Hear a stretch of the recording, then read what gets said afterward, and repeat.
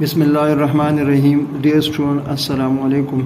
آپ لوگ میرا YouTube channel Urdu learning point دیکھ رہے ہیں۔ مجھے امید ہے کہ آپ سب خیریت سے ہوں گے اور اللہ تعالیٰ سے دعا ہے کہ اللہ تعالیٰ آپ لوگوں کو ہمیشہ خوش اور صحت مند رکھے۔ آپ لوگ میرا یوٹیوب چینل دیکھ رہے ہیں اردو لرننگ پوائنٹ، جس میں ہر موضوع پر میں آپ لوگوں کے لیے مفید ویڈیو بنا کر آپ لوگوں کے لیے پیش کر رہا ہوں۔ تو آج کی اس ویڈیو میں ہم جماعت ہفتم کی اردو لازمی کی کتاب میں یہ نظم حمد باری تعالیٰ کی دوسرے اور تیسرے اشعار کی ہم آسان زبان میں تشریح کریں گے تاکہ آپ لوگوں کے لیے سمجھنا آسان ہو۔ تو دیکھیں، ویڈیو کی طرف چلتے ہیں۔ دوسرا شعر ہے: تیرا نور جلوہ فگن چاندنی میں، تیرا نور جلوہ فگن چاندنی میں، ستاروں میں خورشید کی روشنی میں، زمین کا حسی فرش تو نے بنایا، سکون بخش عالم یہ سبزہ اگایا۔ شعر کی طرف پھر دیکھیں۔ تیرا نور جلوہ فگن چاندنی میں، ستاروں میں خورشید کی روشنی میں، زمین کا حسی فرش تو نے بنایا، سکون بخش عالم یہ سبزہ اگایا۔ ڈیئر اسٹوڈنٹ، اس شعر میں جلوہ فگن نور کہتے ہیں۔ نور کا مطلب ہے روشنی۔ جلوہ فگن یعنی جلوہ ظاہر کرنا، ظاہر ہونا، روشنی دکھانا۔ چاندنی، چاند کی روشنی میں۔ خورشید کہتے ہیں سورج کو، یہ فارسی زبان کا لفظ ہے، اس کا مطلب ہے سورج۔ زمین کا حسین فرش تو نے بنایا، سکون بخش، سکون دینے والا، آرام دینے والا، عالم، عالم دنیا یا حالت، یہ سبزہ، یہ ہریالی اگایا اللہ تعالیٰ نے پیدا کی۔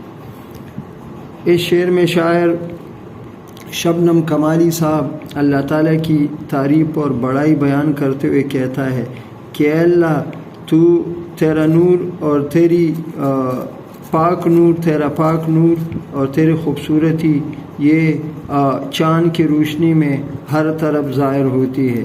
شاعر اللہ تعالیٰ کی تعریف کرتے ہوئے کہتا ہے کہ اے میرے رب، تیرا نور اور تیرا پاک نور یہ چاند کی چاندنی میں، اس کی سفید روشنی میں ہمیں ہر طرف ظاہر ہوتی ہے، ہمیں نظر آتی ہے۔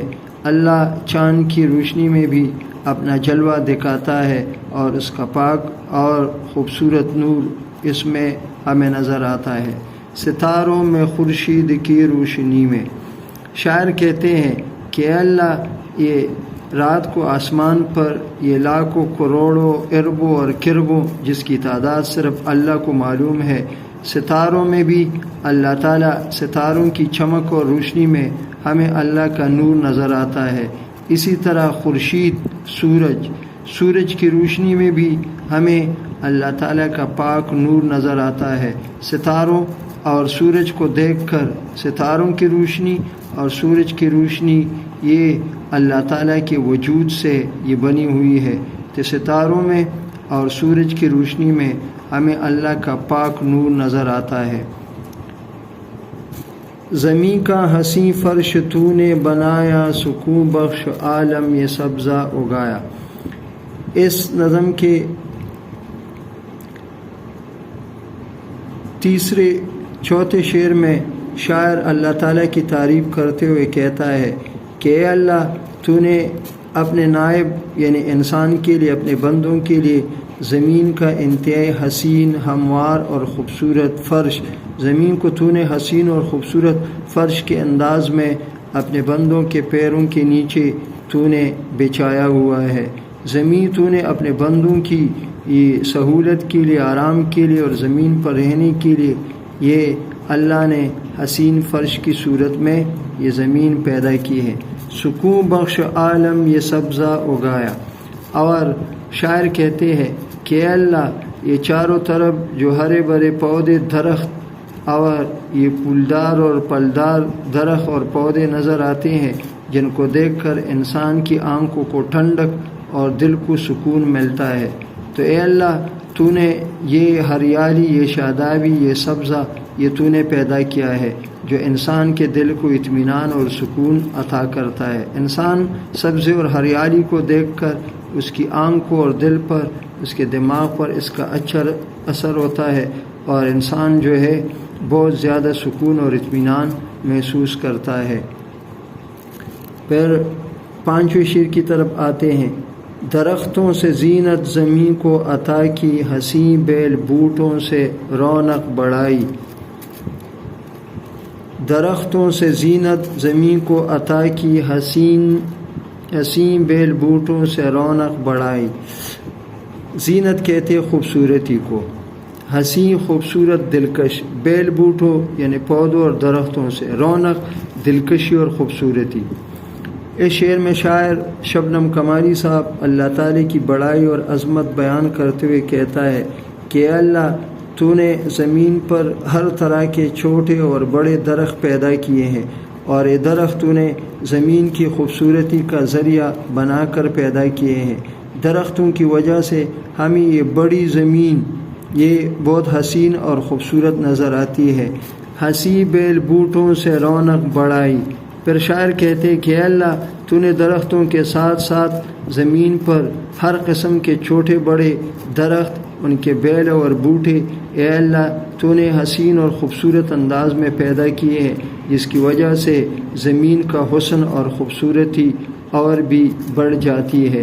یہ اللہ کا کمال ہے کہ اس نے اس طرح کے حسین چھوٹے بڑے پودے پیدا کیے ہیں جس سے زمین خوبصورت اور دلکش نظر آتی ہے۔ پانچویں شعر کی طرف بڑھتے ہیں۔ یہ جاڑا، یہ گرمی، یہ بارش کا موسم، یہ سورج کی کرنیں، یہ تاروں کی چمچم۔ جاڑا کہتے ہیں برسات کا موسم، گرمی موسم گرما، کرنیں سورج کی شعاعیں، یہ تاروں کی چمچم، چمچم چمکنا، چمچماہٹ۔ اس شعر میں شاعر اللہ تعالی کی بڑائی اور اس کی صفات بیان کرتے ہوئے کہتا ہے کہ اللہ ہمارا رب ہے، وہ خالق ہے، اور اس نے اپنی قدرت سے، اپنے طاقت سے برسات کا موسم پیدا کیا ہے جس میں ہر طرف تیز بارش برستی ہے۔ اس کے علاوہ یہ موسم گرما، یہ گرمی کا موسم، یہ اللہ تعالیٰ نے پیدا کیا ہے۔ پھر اسی طرح سردی اور گرمی، پھر برسات اور بارش کا موسم، یہ اللہ تعالیٰ نے پیدا کیے ہیں جس میں ہر طرف تیز بارش ہوتی ہے اور زمین اس سے دھل کر حسین اور خوبصورت ہو جاتی ہے۔ اسی طرح زمین پر رہنے والے تمام جاندار یہ برسات کے موسم سے گرمی کا زور جب ٹوٹ جاتا ہے تو بارش کی وجہ سے یہ سارے جاندار خوشی اور اطمینان محسوس کرتے ہیں۔ اسی طرح شاعر اللہ کی تعریف کرتے ہوئے کہتا ہے، یہ سورج کی کرنیں، یہ تاروں کی چمچم، کہ اے اللہ، یہ تو نے زمین پر روشنی اور اجالی کے لیے آسمان پر سورج پیدا کیا ہے کہ یہ سورج جب طلوع ہوتا ہے تو سورج کی کرنیں اور شعاعیں زمین پر آ کر پڑتی ہے اور زمین اس سے روشن اور چمکتی ہوئی نظر آتی ہے۔ اسی طرح رات کی تاریکی میں جب دن کے وقت سورج چمکتا ہے لیکن شام کے وقت جب سورج ڈوب جاتا ہے تو ہر طرف تاریکی پھیل جاتی ہے اور پھر آسمان پر یہ لاتعداد ستارے ہمیں چمکتے دمکتے نظر آتے ہیں۔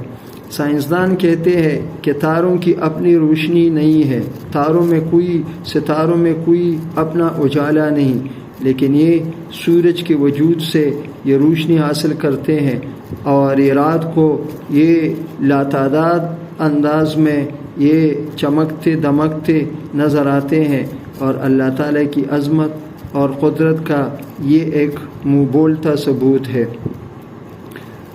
مجھے امید ہے ڈیئر اسٹوڈنٹ کہ آپ لوگوں کو آج کے اس سبق میں بہت زیادہ آسانی ہوگی۔ آپ نے ان اشعار کو یہ شوق اور توجہ سے سنا اور دیکھا ہوگا اور اس کی پھر آپ انشاءاللہ تشریح کر سکیں گے۔ مجھے امید ہے کہ آپ کو آج کی ویڈیو پسند آئی ہوگی۔ آپ لوگوں سے گزارش ہے کہ اپنے اس چینل کو، اس ویڈیو کو زیادہ سے زیادہ لائک اور شیئر کرے، اپنے دوستوں تک پہنچائے اور اس چینل کو سبسکرائب کرے اور جو گھنٹی کا نشان ہے اس کو دبانا نہ بھولے تاکہ آپ لوگوں کو ہماری ہر ایک ویڈیو بر وقت ملے۔ شکریہ۔